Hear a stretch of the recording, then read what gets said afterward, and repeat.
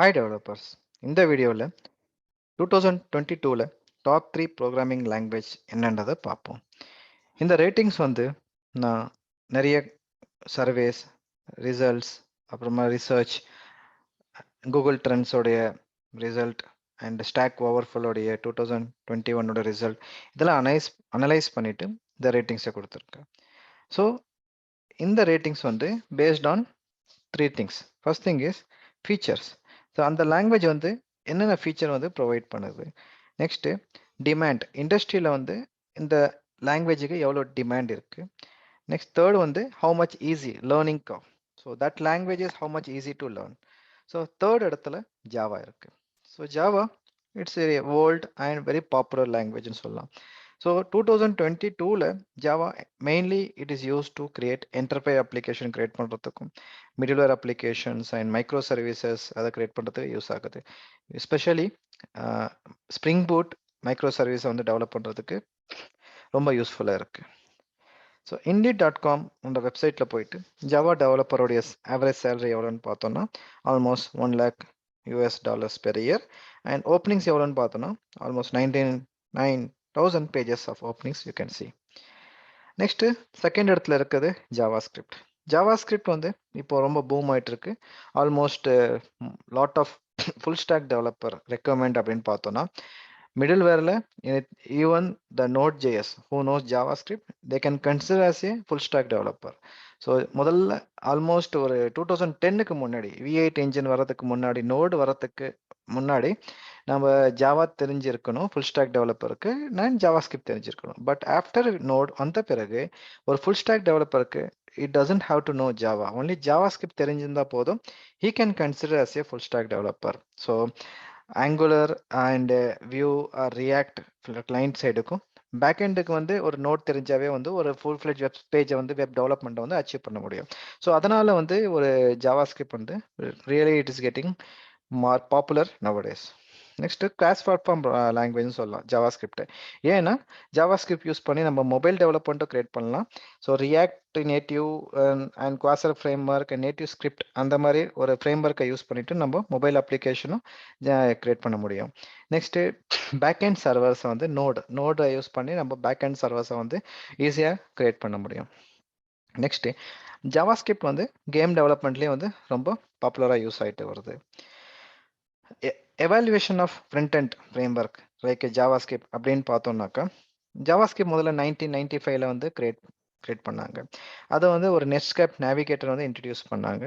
And அப்போ chrome ப்ரௌசர்லாம் கிடையாது, just internet எக்ஸ்ப்ளோரரும் Netscape navigator மட்டும் தான் இருந்தது. தென் 2000க்கு அப்புறமா சஃபாரி, ஆப்பிளோட சஃபாரி இன்ட்ரடியூஸ் பண்ணாங்க. தென் மொசில்லா ஃபயர்ஃபாக்ஸ் இன்ட்ரடியூஸ் ஆகிடுச்சு. பட் ஆக்சுவல் ஜாவாஸ்கிரிப்டுடைய எவால்யூஷன் அப்படின்னு பார்த்தோம்னாக்கா 2010ல வந்து குரோம் வந்த பிறகு தான் வந்து ஜாவாஸ்கிரிப்ட் ரொம்ப பாப்புலர் ஆச்சு. ஏன்னா கூகுள் வந்து ஒரு V8 இன்ஜின்ற ஒரு கான்செப்டை கொண்டு வந்தாங்க. இந்த V8 இன்ஜின் யூஸ் பண்ணி நம்ம சர்வரில் இருக்க ஃபைல் ஆக்சஸ் பண்ண முடியும், டேட்டாபேஸையும் ஆக்சஸ் பண்ண முடியும். அதை வந்து அவங்க V8 இன்ஜினை கூகுள் வந்து ஓப்பன் சோர்ஸ் ஆக்குனாங்க. அவங்க ஓப்பன் சோர்ஸ் செஞ்ச பிறகு இந்த நோட் டெவலப்பர் அந்த V8 இன்ஜினை யூஸ் பண்ணி நோட் ஜேஎஸ்ன்ற ஒரு புது லாங்குவேஜை கிரியேட் பண்ணதால இப்போ நோட் ஜேஎஸ் யூஸ் பண்ணி நம்ம பேக் எண்ட் சர்வீஸை கிரியேட் பண்ண முடியும். அண்ட் ரியாக்ட், ஆங்குலர் அண்ட் வியூவை யூஸ் பண்ணி ஃப்ரண்ட் எண்ட் சர்வீஸை கிரியேட் பண்ண முடியும். ஸோ ஜாவாஸ்கிரிப்ட் தெரிஞ்சால் போதும் ஒரு ஃபுல் ஃப்ளெட்ஜ் வெப் டெவலப்மெண்ட்டை நம்ம செய்ய முடியும். அதனால ஜாவாஸ்கிரிப்ட் ரொம்ப பாப்புலர் ஆயிடுச்சு. அண்ட் ஜாவாஸ்கிரிப்டில் வந்து 3 மெயின் ஃப்ரேம்வொர்க்ஸ் இருக்கு. ரியாக்ட் வந்து லைப்ரரின்னு சொல்லுவாங்க, ஆங்குலர் அண்ட் வியூ வந்து ஃப்ரேம்வொர்க்னு சொல்லுவாங்க. ஸோ ஆங்குலர் வந்து இட்ஸ் ஏ பாப்புலாரிட்டி குறைஞ்சிட்டு வருதுன்னு சொல்லலாம். ஏன்னா அது ரியலி லேர்னிங்க்கு வந்து ரொம்ப காம்ப்ளெக்ஸாக இருக்குது.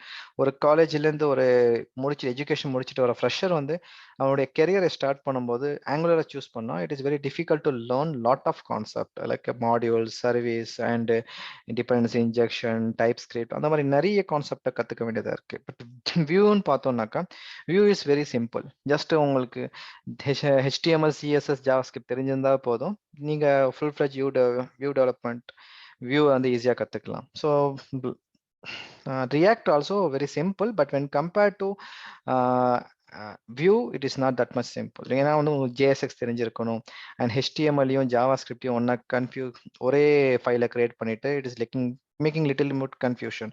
ஸோ அதனால வந்து மோஸ்ட் ஆஃப் த ஃப்ரெஷர்ஸ் வந்து வியூவை வந்து லைக் பண்றாங்க. அதனால தான் if you go to GitHub நம்ம 193K யூசர்ஸ் வந்து வியூவை லைக் பண்ணியிருக்காங்க. தென் பர்ஃபார்மன்ஸ்னு பார்த்தோம்னா வியூவோட சைஸ் ரொம்ப குறைவா இருக்கிறதால அது ரொம்ப performance wise it is very good. Vue developer Evan வியூன்றவரை வந்து வியூ ஜேஎஸ் கிரியேட் பண்ணாரு. He is a former employee of Google. So ஆங்குலரில் ஒர்க் பண்ணவர் அதுலேருந்து தனியாக வந்து வியூன்ற ஒரு கான்செப்டை கிரியேட் பண்ணாங்க. So he adopt the virtual DOM concept of react.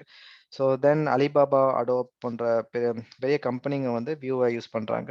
And Angular is obviously supported by Google and React is supported by Facebook. Next JavaScript டெவலப்போட ஆவரேஜ் சேலரி எவ்வளோன்னு பார்த்தோம்னா $110,000 per year. And openings same as Java almost 90,000 pages of openings இருக்கு. First இடத்துல Python. So already நான் ஒரு video போட்டிருக்கேன், what is Python and why it is so popular அப்படின்ட்டு. அதை ஏன் பைத்தான்ற பேரை வச்சாங்க, ஸோ டீட்டெயில் வீடியோ போட்டிருக்கேன். So 8 minutes video. அது மேலே இருக்க லிங்கை கிளிக் பண்ணீங்கன்னா அந்த வீடியோ நீங்கள் பார்க்கலாம். ஸோ பைத்தான் ஏன் முதல் இடத்துல இருக்குன்னாக்கா, பைத்தான் வந்து ஆல்மோஸ்ட் 1991 வந்து ரிலீஸ் பண்ணாங்க ஃபர்ஸ்ட் ரிலீஸ். அப்போ அந்த அளவுக்கு பைத்தான் பாப்புலர் கிடையாது. பட் லாஸ்ட் ஒரு 10 இயர்ஸாக பைத்தான் ரொம்ப பாப்புலர் ஆகிட்டு வருது. Main because robotics, artificial intelligence, machine learning போன்ற அட்வான்ஸ் கான்செப்ட்ல வந்து பைத்தான் யூஸ்ஃபுல்லாக இருக்கு. பைத்தானுடைய லைப்ரரிஸ், பவர்ஃபுல் லைப்ரரிஸ் வந்து யூஸ்ஃபுல்லாக இருக்கு. அண்டு பைத்தான் வந்து ரொம்ப வைடாக வந்து ரோபோட்டிக்ஸில் யூஸ் ஆகிட்டு இருக்கு. ஆர்டிஃபிஷியல் இன்டெலிஜென்ஸில் வந்து பைத்தானுடைய பவர்ஃபுல் லைப்ரரிஸ் வந்து யூஸ் ஆகுது. மிஷின் லேர்னிங், ஸ்பெஷலி மிஷின் லேர்னிங்ல வந்து நம்ஃபி, டென்சர் ஃப்ளோ போன்ற ஃப்ரேம் ஒர்க் லைப்ரரிஸ் வந்து very very useful. It is very ஈஸியாகவும் இருக்குது டெவலப் பண்ணுறதுக்கு. நெக்ஸ்ட் டேட்டா சயின்ஸ்லேயே வந்து பேண்டாஸ் போன்ற லைப்ரரி வந்து வைடாக யூஸ் ஆகிட்டு வருது. அண்ட் பைத்தான் வந்து வெரி ப்ரோக்ராமர் ஃப்ரெண்ட்லி. ஸோ மற்ற லாங்குவேஜை கம்பேர் பண்ணும்போது பைத்தானுடைய syntax is very simple. Then even the school kids also learning Python nowadays. Then பைத்தானோட டெவலப்பருடைய ஆவரேஜ் சேலரி எவ்வளோன்னு பார்த்தோம்னா ஆல்மோஸ்ட் $110,000 அண்ட் ஓப்பனிங்ஸ்னு பார்த்தோம்னா almost 80,000 pages of openings. So thanks for watching this video. Stay tuned for more technical videos. Thank you. Bye.